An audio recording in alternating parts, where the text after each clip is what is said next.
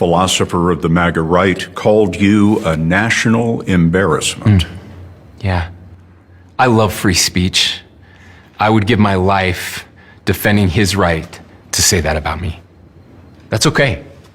We can have that debate. There are some people that think I am a national embarrassment, and that's okay too.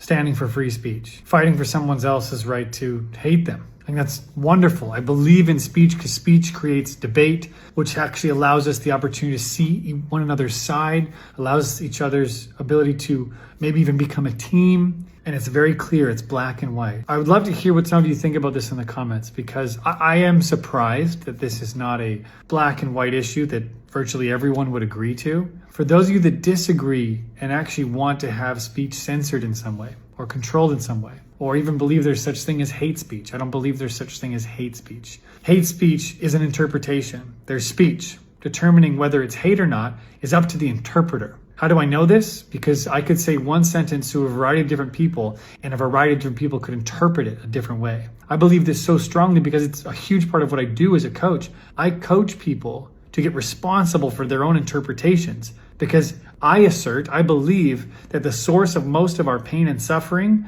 is internal and has to do with how we are interpreting the things that happen in our life. How else can you explain why two people can both come from a broken home and have the ability to have two very different lives? How else can you explain someone like me who got tested for the disease of Huntington's, found out that I was positive, and now use that as motivation for me to take risks and have courage in my life? My interpretation of that experience is what shapes how I behave. And so if we get responsible for interpretations, if we learn to engage in the muscle and skill of that, we become unstoppable in our life. But to me, people who support the idea of censoring speech have actually stunted their ability to grow and evolve. They've bumped up against some sort of speech and it's controlled them. That's my assertion. For those of you that do believe that speech should be censored in some way, I would love to hear why you think that. I'd love to get in a dialogue about it. I'd love for us to have some free speech to be able to discuss this so that we could move forward in a productive way.